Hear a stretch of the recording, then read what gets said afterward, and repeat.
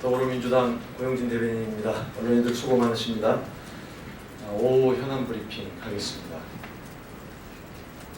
삼성 이재용 부회장 영장 기각 관련 추가 브리핑입니다. 법원이 삼성 이재용 부회장에 대한 구속영장을 기각한 것은 대한민국이 삼성공화국임을 인정해 준 셈입니다. 과연 다른 사람이었다면 이러한 결정이 나왔을지 묻지 않을 수 없습니다. 유존무죄라는 말을 다시 상기하지 않을 수 없습니다.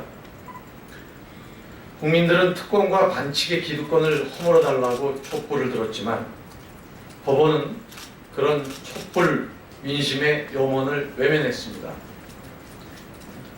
법리적 다툼이라는 기각사유는 변명으로 들릴 뿐입니다. 결국 삼성의 로비력이 승리한 것 아니겠습니까? 오늘 국민들은 재벌 기득권의 벽이 얼마나 높은지 제3 확인했습니다. 국민은 삼성이 과거와 단절하고 대한민국의 미래를 선도하는 기업이 되기를 기대했습니다. 오너 한 사람을 지키기 위해 그런 국민의 기대를 저버린 삼성을 국민은 용서하지 않을 것입니다. 더불어민주당은 선법 개정안, 공정거래법 개정안 등 경제민주화 법안과 부패 척결을 위한 재벌개혁입법에 더욱더 박차를 가해 반칙과 특권을 무너뜨릴 것입니다. 특검은 더 철저히 보강수사를 해서 삼성 이재용 부회장에 대한 영장을 재청구할 것을 촉구합니다. 다음은 반기문 전 총장의 대담직 관련 브리핑입니다. 반기문 전 총장이 2013년 발간된 대담직에서 위안부를 비롯한 일본의 과거사 문제에 대해 일본이 머리를 조아려야 한다고 생각하지 않는다라고 언급한 사실이 언론 보도를 통해 밝혀졌습니다. 또 반 전 총장은 아시아 국가들은 더 이상 일본의 사과 카드를 남용하지 말아야 한다고 말했습니다. 일본의 과거사에 대해서 사실상 면죄부를 준 것입니다.